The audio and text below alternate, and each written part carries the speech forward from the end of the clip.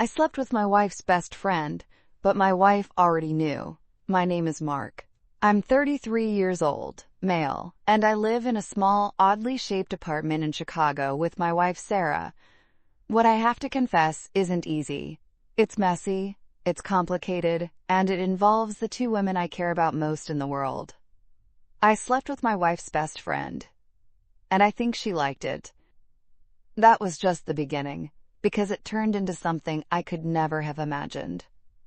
And the deepest twist? Sarah knew. She knew all along. It started, as most terrible decisions do, innocently enough. Chloe is Sarah's best friend. They've known each other since high school. A bond forged in teenage drama and cemented over years of shared secrets, late-night calls, and inside jokes that flew right over my head. Chloe was magnetic, not in a look-at-me way, but quietly, subtly captivating. She worked as a graphic designer, had this artistic, slightly bohemian vibe, a wicked sense of humor, and eyes that seemed to really see you. Sarah and I had been together for 8 years, married for 4. We were comfortable. Maybe too comfortable. Life had settled into a rhythm work, dinners, Netflix, visiting family. The initial fire hadn't died completely, but it certainly wasn't the raging inferno it once was. There was a slow, creeping sense of routine, a predictability that I hadn't realized was starting to feel inert. Chloe was over often. Dinners, movie nights, just dropping by for coffee. We got along well. Easy conversation, shared laughs. Harmless, I thought. But over the past few months, I started noticing things. Little things. The way her laughter sounded, a low, throaty thing that sent a ripple through the air. The unconscious way she'd bite her lip when concentrating. The scent of her perfume when she leaned in to get something from the table. It was subtle. A background hum of awareness that I tried to ignore.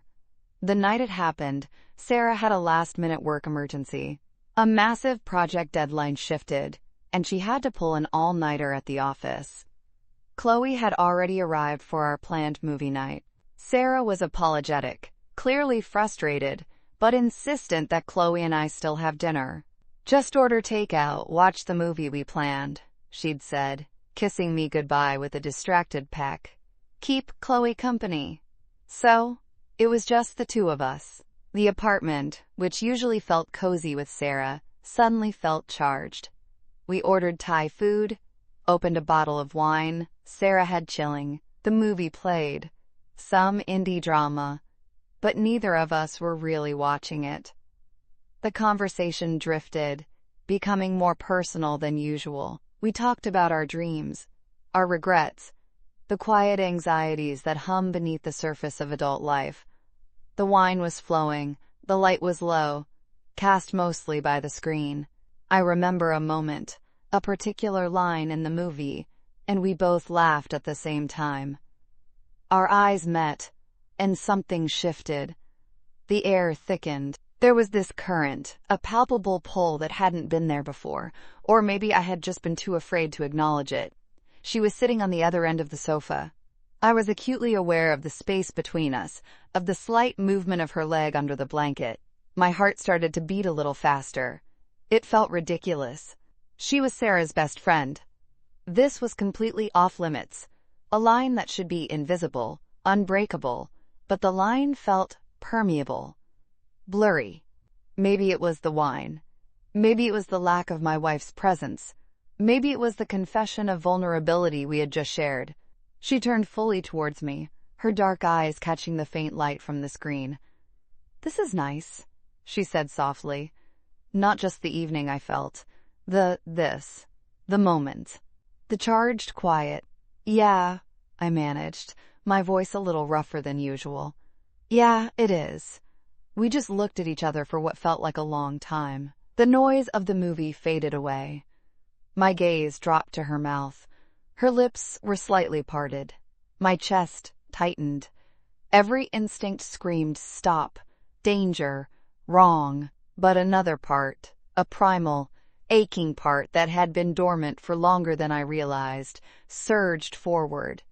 Slowly, tentatively, I reached out.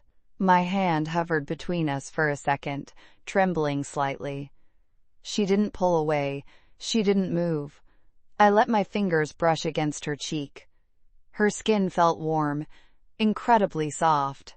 She leaned into the touch just a fraction, but it was enough. A permission, unspoken but clear. I leaned in. My heart was pounding so hard I was sure she could hear it. Our lips met. It was hesitant at first. A soft press, a question. Then she responded. And that's when the "I think she liked it" part came in. Her hand came up, not to push me away, but to cup the back of my head, drawing me closer. The kiss deepened, becoming urgent, hungry. It wasn't just a polite returning of a kiss. It was reciprocation, equal and passionate. Her mouth opened under mine, her tongue meeting mine tentatively, then with more confidence. A low sound escaped her throat, a soft moan that sent a jolt through me. My arms went around her, pulling her across the sofa towards me. The blanket fell away. Her body felt small and electric against mine. The scent of her perfume was intoxicating, mixed with the warm, intimate scent of her skin. We fumbled a bit, clothes suddenly feeling like barriers. She was breathing heavily, her chest rising and falling against mine. My hands found the hem of her shirt sliding underneath. Her skin was smooth, heated. She arched back slightly, allowing me access, a silent invitation that fueled the fire raging through me. The living room felt like its own private world, the movie playing to an empty room, the city sounds outside muffled and distant. There was only her, me, the touch of skin, the soft sounds of our breathing, the urgent press of bodies. It was reckless, terrifying, and undeniably exhilarating. I remember the feeling of her weight against me, the soft friction, the heat building rapidly. Her fingers were tangled in my hair, pulling gently, her body pressing into mine with a yielding strength that was both surprising and incredibly arousing. There were no words, just gasps, soft moans, the language of touch, and shared sensation. It felt right in that moment, in the consuming fog of desire and forbidden intimacy. Raw, human, messy. When it was over, there was a heavy silence. The air was thick with it. She rested her head on my chest, and I held her, my mind reeling. Guilt, shame, shock, they crashed over me in waves. What had I done? What had we done? She eventually stirred, pulling away gently. Her eyes, when they met mine, were unreadable. A mix of something vulnerable, something a little scared. And was that a flicker of satisfaction? That's where the "I think she liked it" solidifies. It felt undeniably mutual, a shared crossing of a line that neither of us pulled back from. I should go," she whispered, her voice hoarse. "Yeah," I agreed, the word tasting like ash. She dressed quickly, avoiding my gaze. I watched her, feeling a profound sense of disorientation. She paused by the door, her hand on the knob. She looked back at me, a fleeting, complicated look. "Mark," she said, her voice barely audible.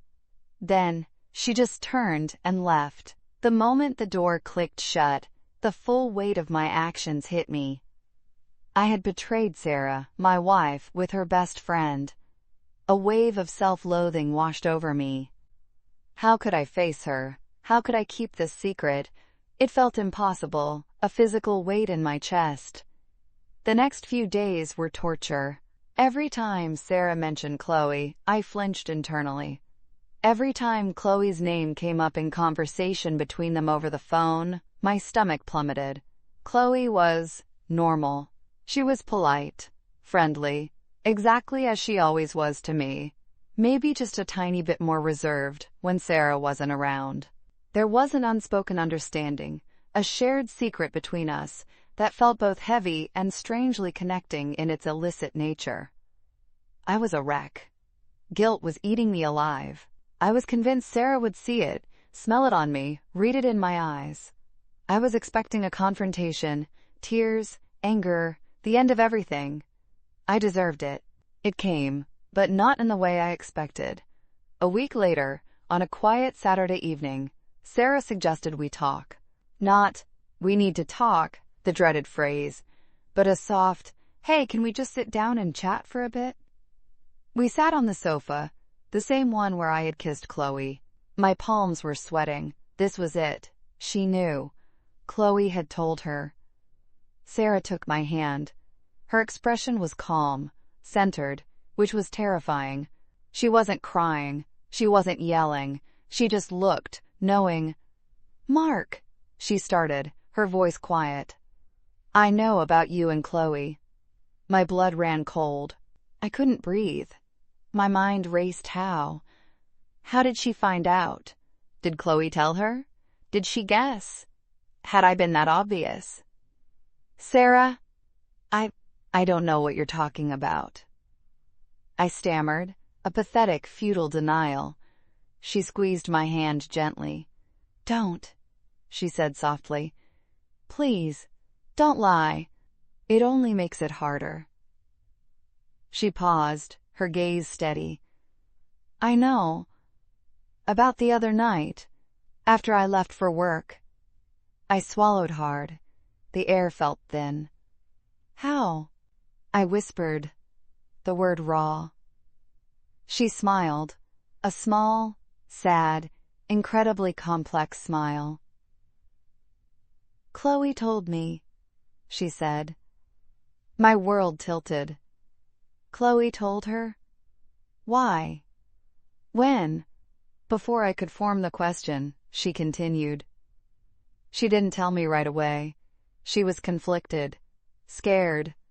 She called me the next morning, actually. Almost backed out, but..." She trailed off, looking away for a moment, then meeting my eyes again. "But she told me everything. How you both felt, what happened." I was reeling. "And you're not angry?" "Oh, I was," she admitted, her voice still calm, but with an undercurrent of something I couldn't quite place. "Hurt, yes. But something else, too. Initially, devastated, angry, betrayed, of course." "Sarah, I am so sorry," I choked out, tears stinging my eyes. "I messed up. Royally. It was a terrible mistake. I wasn't thinking. I don't know why I did it." "Stop," she said, cutting me off gently. "Let me finish." I was angry. For about an hour. And then I started thinking. "Thinking?" I repeated, utterly confused. "About us, Mark," she said, gesturing between us. "About the routine, the quiet, about how we've been comfortable. Maybe too comfortable. We haven't been pushing boundaries. We haven't been exploring." She paused, her eyes searching mine, and I started thinking about Chloe, about her connection to me, about how close we are, how open. My confusion only deepened. Where was this going? "Mark," she said, her voice dropping slightly, becoming more intimate, more vulnerable. "Chloe is my best friend, my confidant. We share everything. And sometimes you miss what's right in front of you because you're looking for it somewhere else." My breath hitched.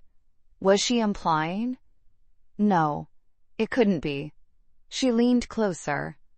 Her hand moved from mine to cup my cheek, mirroring my earlier gesture with Chloe. "When Chloe told me," she murmured, her thumb stroking my skin, "part of me broke. But another part was intensely curious, intrigued." She leaned in, kissing me softly on the lips. Her kiss was different from Chloe's familiar, yes, but with a new layer of intensity, of knowing. She pulled back slightly, her eyes holding mine. "I trust Chloe implicitly," she said, "more than anyone. And she told me She told me how it felt, how good it felt. And for the past week, all I could think about was, why her? Why then? And what does it mean? My mind was racing, trying to keep up.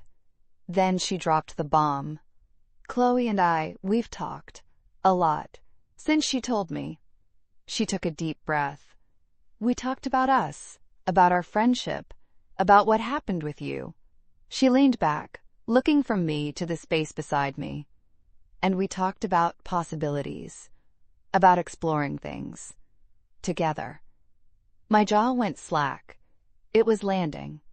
The implication. The unbelievable twist.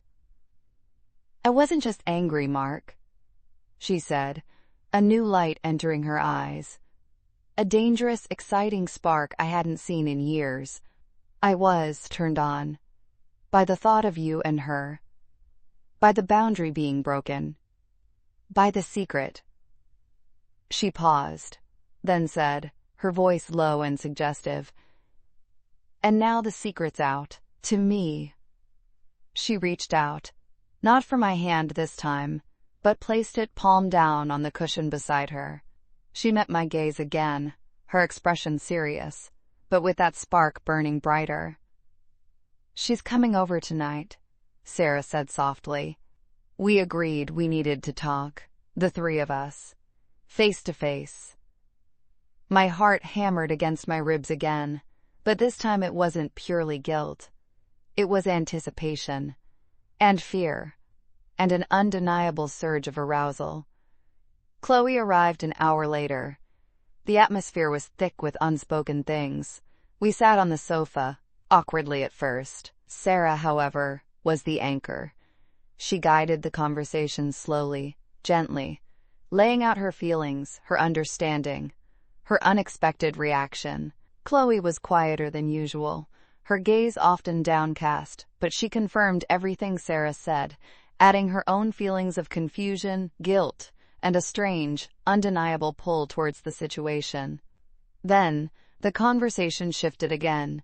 Sarah, with a calm boldness that stunned me, spoke about the possibility of moving past this, not by burying it, but by integrating it. By exploring the connection that had been revealed, the complex dynamic now existing between the three of us. She looked at Chloe, then at me. This boundary is gone, she said quietly. We can either pretend it didn't happen, which feels impossible now, or we can see where this takes us. She didn't explicitly suggest what came next, not initially, but the air was thick with it. The way she looked at Chloe, a deep, loving gaze that held layers I hadn't seen before.